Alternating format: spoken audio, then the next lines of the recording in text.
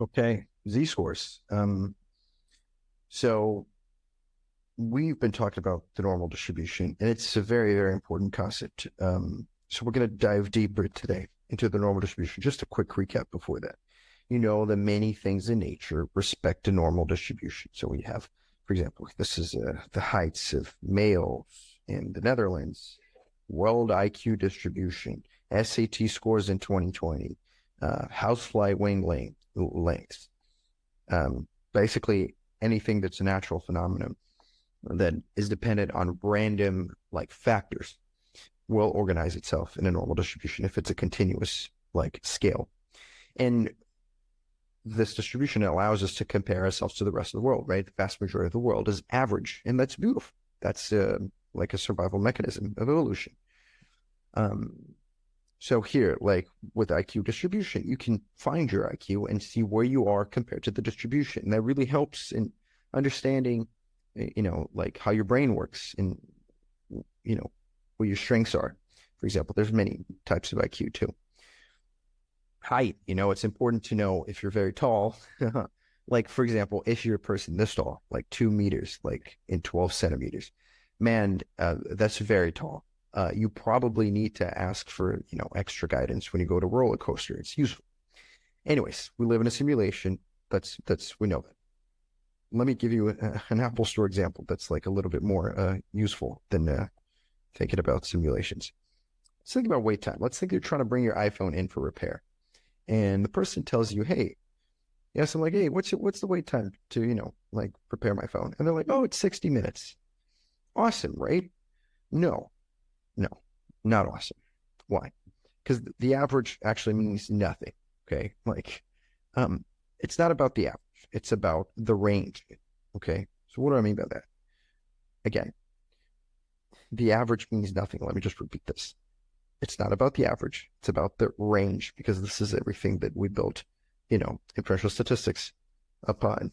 It's the thing we talked about, in our all distributions class. Cool. So what do I mean by that? Let's say that they say it's 60 minutes, but it could be anywhere from 1 minute to 120 minutes. Well, that's a gamble, right? You could leave the store very quickly, but it could also, take forever. Now, let's say that they, like in another world, the guy could also say that the range is from 30 to 90 minutes. It's a little bit better. It's a little bit more precise, but still, it could be like 1.5 hours. That's quite a long time. A better, a better estimation is a more precise estimation. So if we can know exactly that the interval is from 50 to 70 minutes, well, that's giving us like a 20-minute window. That's good enough to know. So this is the preferred information that I'd like to have. I don't care that it's 60 minutes. I care about the range, right? I don't want to be waiting there forever. Well, unless you're feeling like gambling, then I mean, go for it. So all of these are normally distributed, right? So every time you have like wait time, for example, for pizza delivery, that should be normally distributed. There's no reason why we would believe that it's not. Maybe you do have a reason, and if you do, tell me. But like, I'll assume that it is normally distributed. Um, so the question is, what's the damn standard deviation? Because the standard deviation is the measure that's going to tell us about the width of this distribution, and consequentially also going to tell us about the range, how wide or narrow the range is. So what's the standard deviation? What's the stretch of this distribution? And what's the range, right? So these are the questions. These are all actually the same question, but that's the question that we need to ask. Okay. So is it very wide? Is it normal? Is it too narrow, very precise?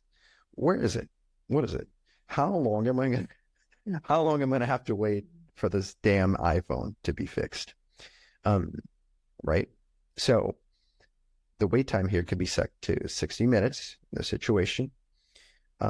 And let's say we have a data set of previous um, people who went to an Apple store. So we can, based on past experiences, we can infer what the range is. And let's do that now. So let's go on SPSS. You can go to analyze descriptives. Descriptives on other apps is going to be some similar variation.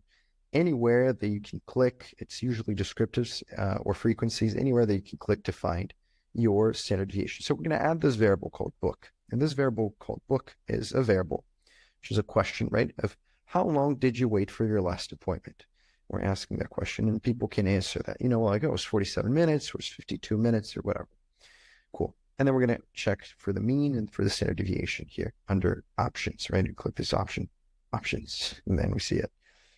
And then we get this beautiful output. This output is going to tell us the mean and the standard deviation. So here we can see that the time waiting in minutes has a mean of 60 and a standard deviation of 5. So what does that mean? Well, 60 is already there.